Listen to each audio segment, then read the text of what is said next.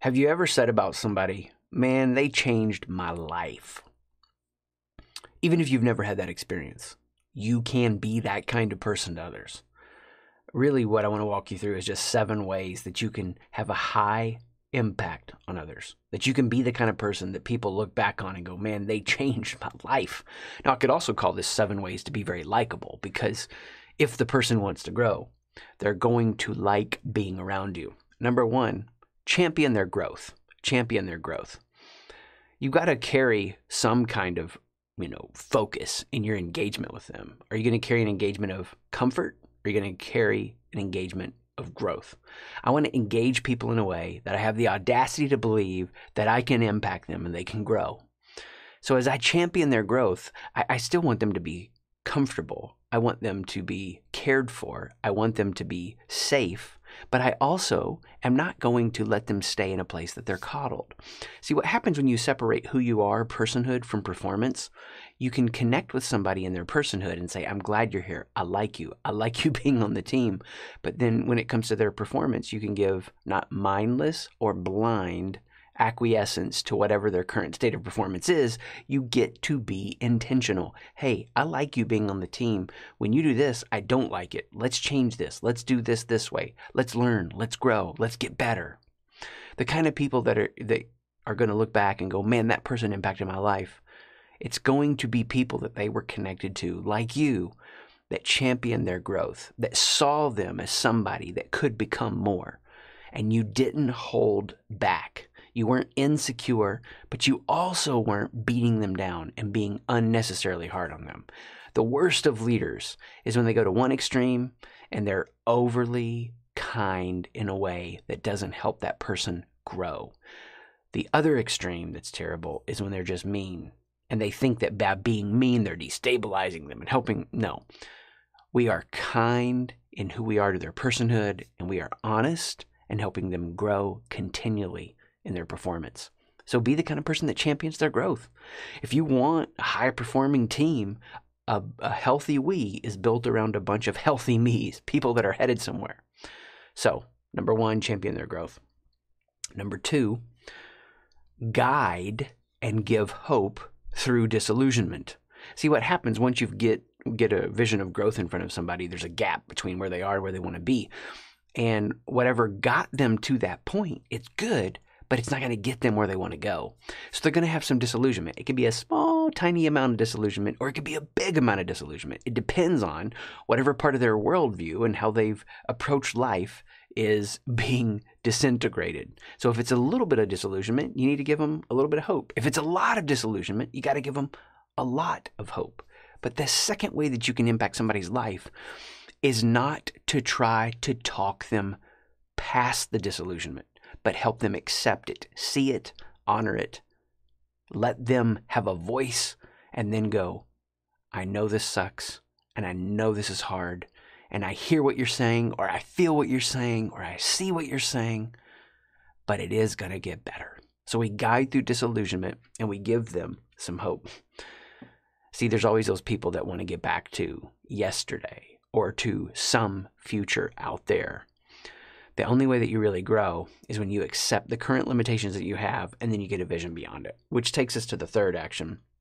I want to make sure that you see the individual while leading the group. See the individual while leading the group. If you're going to be the kind of person who impacts others, you've got to do both at the same time. Now, in my operating philosophy of life, the group is usually wrong. So I want to make sure that the people around us that can bring innovation have a voice. I'm not saying the group is always wrong. I'm just saying in big strokes, that tends to be true.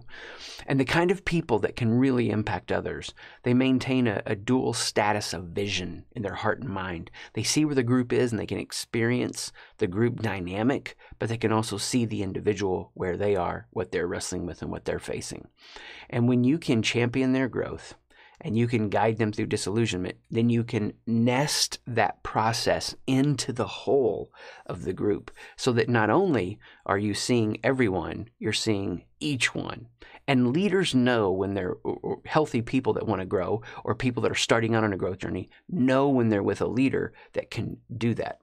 All we're going to see in current environments, I believe for a while, is more and more tribalism, or what's called mimetic tribes, and more fracturing.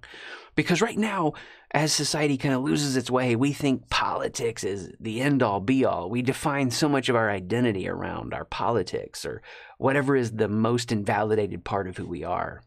And it's up to us as leaders right now to understand politics is not the end of a matter. And so that our environments, and the environments we're building and leading, can get beyond politics to the shared mission. And when you can take this third action, see the individual while leading the group, you don't have to get caught in this cul-de-sac of politics. You're not going to reconcile every political issue. And so you want to appeal to the people in your group, your team, in your leadership, to get beyond this current craziness to a shared mission.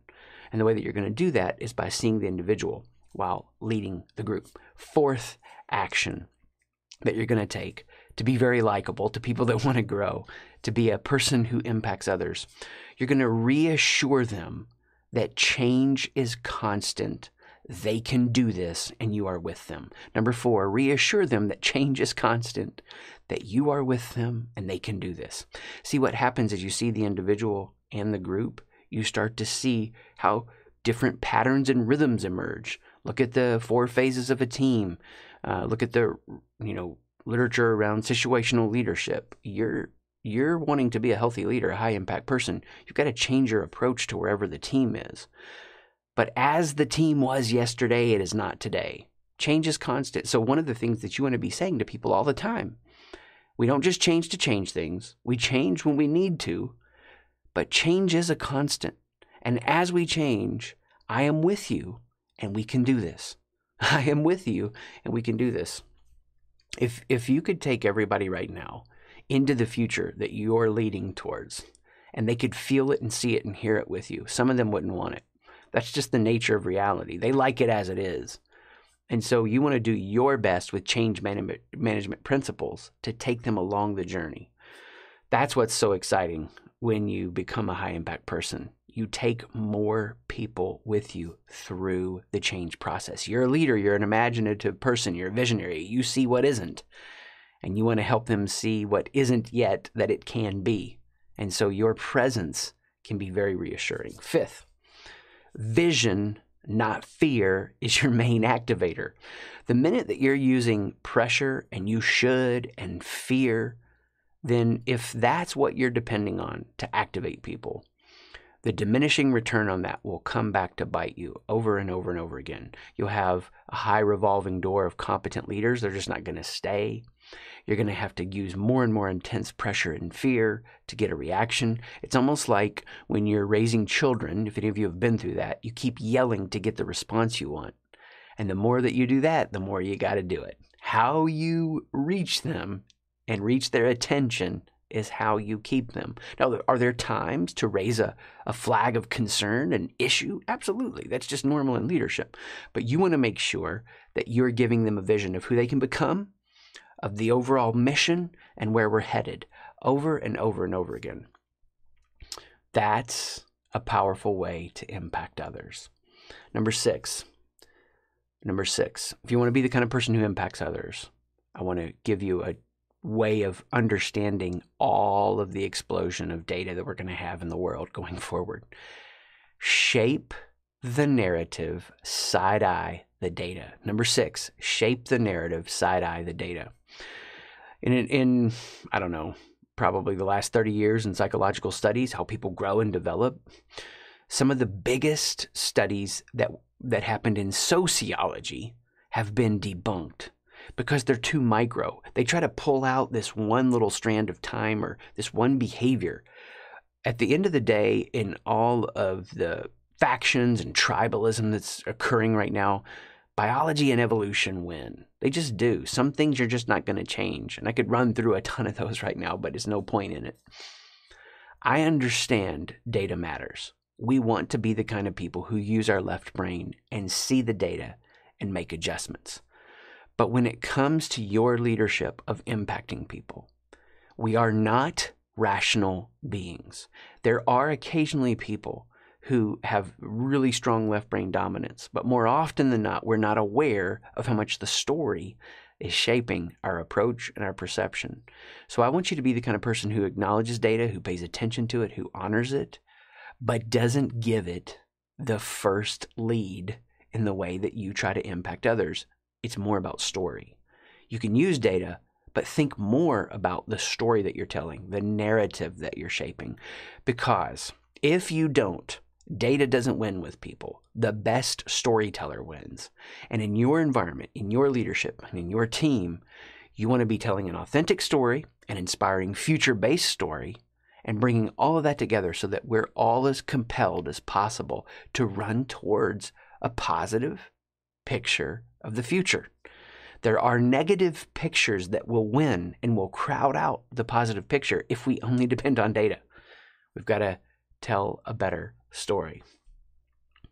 Number 7, notice and ask questions. Just that simple.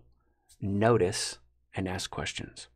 If you want to be the kind of person who impacts others, who's very likable, learn to walk through your own transformational process so that in here is not consumed with how you're being perceived. You're not, like Marcus Aurelius says, showing up too passive or too aggressive. You're not hiding and diminishing from the strength of who you are, from your best version, your most iconic self, nor are you proving and overinflating and filling the space with too much. Instead, this is calm within. You've relaxed into your brilliance, and then you notice what's happening around you. And as you notice what's happening around you, you don't form judgments. You ask questions. These 7 actions will help you be very likable to people that want to grow.